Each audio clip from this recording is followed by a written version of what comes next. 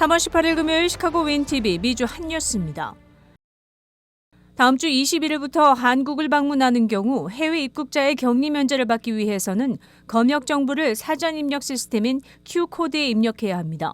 해외에서 한국으로 입국 시 아무나 격리 면제가 되는 것이 아니며 접종 이력을 한국 전산망에 미리 등록해야 하는 것을 반드시 기억해야 합니다. 시카고에서 인천공항으로 갈 경우 탑승 전 48시간 안에 백신 접종 이력을 보고해 놓아야 한국 도착 후 격리 면제를 받을 수 있습니다. 12세 미만의 소아나 의학적 사유를 가진 미접종자는 기존에 7일 자가격리가 필요하며 6세 미만의 영유아는 보호자 접종 시 격리 면제를 받을 수 있게 됐습니다. 한국으로 가는 항공 티켓만 구입해서 가면 자동으로 자가격리 면제를 받을 수 있는 것이 아닌 만큼 방문 예정자는 자신의 백신 정보를 한국의 사전 입력 시스템에 반드시 등록시키는 작업을 잊지 말아야 합니다. 최근 유럽에서 오미크론이 재확산하자 미국에서도 재확산 가능성이 높은 것으로 전문가들은 우려하고 있습니다. 거의 모든 팬데믹 동안 미국은 유럽에서 일어나는 코로나 확산 추세를 밀접하게 따랐습니다. 유럽에서 바이러스 사례가 급증할 때마다 몇 주 후 미국에서도 유사한 확산이 시작되었습니다. 펜실베니아 면역학 연구소 소장인 존 웨리는 팬데믹 기간 동안 미국은 일반적으로 유럽을 2주에서 4주 후 그 패턴을 따라갔으며 이를 바탕으로 미국에서 지금부터 1주에서 3주 후 재급증 가능성이 높다고 언급했습니다. 전문가들은 현재 유럽을 휩쓸고 있는 오미크론의 하위 변종, 일명 스텔스 오미크론의 확산과 정부의 규제 완화, 사람들의 행동과 바이러스에 대한 개념의 변화를 주 요인으로 파악하고 있습니다. 지난 며칠 동안 유럽에서의 코로나 확산의 큰 원인은 스텔스 오미크론으로 알려진 BA.2의 변종의 출현입니다. 지난 1월 유럽에서 처음 발견돼 빠르게 대륙으로 번졌습니다. 지난주 영국에서 50만 명 이상의 사람들이 코로나 양성 반응을 보여 지속적으로 확산하고 있으며 이 중 스텔스 오미크론이 57%를 차지한다고 밝혀졌습니다. 미국의 스텔스 오미크론 감염률은 유럽보다 낮지만 빠르게 증가하고 있습니다.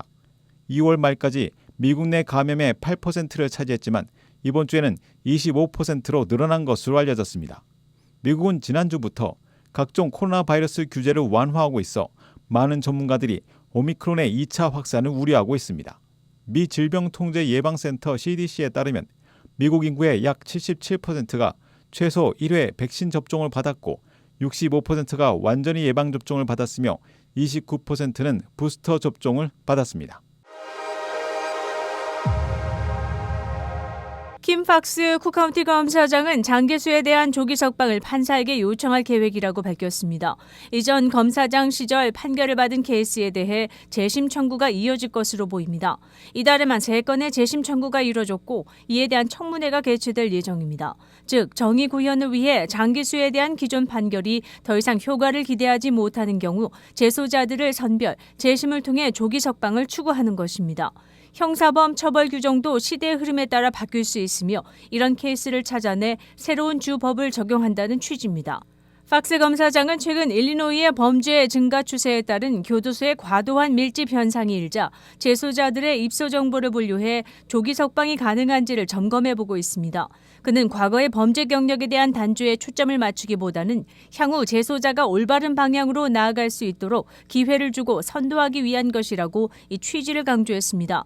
한편 팬데믹이 한창일 때 한인 장기수인 앤드류서에 대해서도 조기 석방 가능성을 기대한 한인들이 많이 있었지만 불발로 그친 것으로 알려졌습니다. 플로리다의 버스 운전사가 기지를 발휘해 총기 난사로부터 대량 사망을 막은 것으로 알려져 화제입니다. 총격은 17일 오후 2시 30분경 플로리다주 포트 로더데일 시내를 주행 중인 버스 안에서 벌어졌습니다. 버스 운전사는 총성을 듣자마자 인근에 있던 경찰 본부에 가로막은 차를 우회하며 차선을 건너뛰어 급회전해 경찰 본부 정문을 무정차로 통과해 차를 세웠습니다. 소란을 들은 경찰이 즉시 달려나왔으며 용의자는 버스에서 내려 체포에 응한 것으로 알려졌습니다. 루이스 알바레즈 경찰서장 대행은 17일 기자회견에서 이 용감한 버스 운전사 덕에 많은 생명을 구했다고 확신하며 그녀의 찬사를 보낸다고 언급했습니다. 그렇지만 최초 무작위 발사로 인해 버스에 타고 있던 2 승객이 사망했다고 전해졌습니다. 총격범인 자말 마이어스는 1급 살인 2건, 살인 미수 2건, 무기 소지 1건으로 기소되었으며 추가적인 기소가 이루어질 것으로 알려졌습니다. 정확한 총격 동기는 알려지지 않았습니다.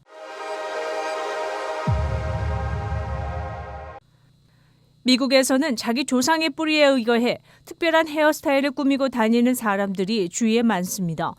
이에 연방 하원이 인종과 민족의 뿌리와 관련한 헤어스타일을 보호하기 위해 일명 크라운 법안을 오늘 통과시켰습니다.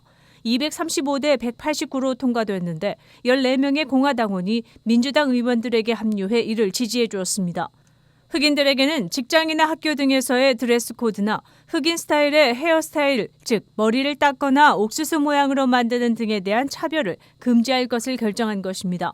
이미 전국에서 12개 주는 이 법안을 통과시켰으며 최근 매사추세츠주가 이 법안을 만장일치로 통과시켰습니다. 이 주는 두 흑인 소녀가 머리를 잇는 익스텐션을 달고 다니다 정학을 당한 케이스가 발생한 곳이기도 합니다. 2013년도에는 고용평등위원회가 엘라바마 보험사를 상대로 소송을 벌여 헤어스타일 문제로 고용 기회를 박탈당한 체스티티 존스의 권리를 되찾아주려는 시도가 있었으며 대법원까지 갔으나 결국 패소했습니다. 이 법안이 연방 상원을 통과할지는 의문입니다. 공화당의 필리버스터, 즉 의사진행 방해 공작을 피하기 위해서는 적어도 10명 이상의 공화당 상원 의원들의 지지가 요구되기 때문입니다. 바이든 행정부는 직장이나 학교에서 일하는 능력이 그 직원의 헤어 재질과 스타일과는 무관하다는 입장을 견지하고 있으며 법안이 상원을 통과할 경우 서명할 것이라고 밝혔습니다.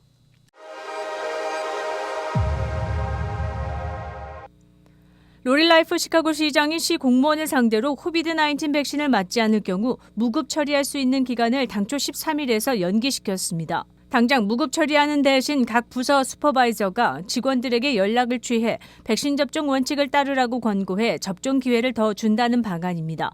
그럼에도 불구하고 백신 접종을 거부하는 경우에는 규칙을 지키지 않는 직원으로 간주돼 봉급이 지불되지 않습니다. 이는 시카고 경찰국과 일반 시민들의 건강을 지키기 위한 룰과의 사이에 적당한 균형을 이루기 위해 시청에게 유연성을 주는 방안으로 제시된 것입니다.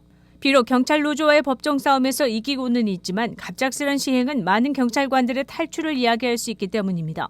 경찰 노조의 접종 반대 움직임에 대한 소송에서 시청은 직원들에게 백신 접종을 요구할 수 있다고 손을 들어주었으며 노조는 항소 중입니다. 시청 자료에 따르면 백신 접종을 거부하고 있는 경찰관은 2,367명으로 파악됐습니다. 시청 전 직원의 경우 거의 89%의 백신 접종률을 나타내고 있지만 경찰 노조는 약 80%에 머물고 있는 상태입니다.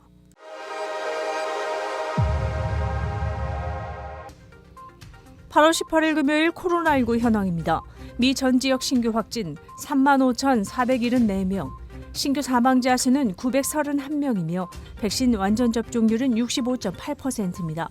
일리노이주 신규 확진 1,388명, 신규 사망자 수는 18명이며 백신 완전 접종률은 68%를 나타냈습니다. 다음은 어제 기준 각 주의 신규 확진자와 신규 사망자 수입니다.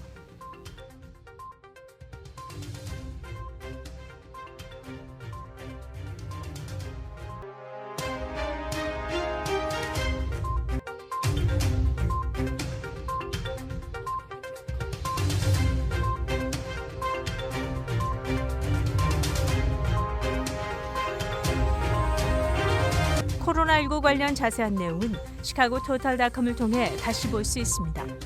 윈TV 채널 24.5와 MCTV 채널 24.6 방송은 안테나를 이용한 공중파 방송을 통해 시청할 수 있습니다. 코로나19 비상시국 뉴스24에서는 여러분의 제보를 기다립니다. 제보 전화 847-290-8282번입니다.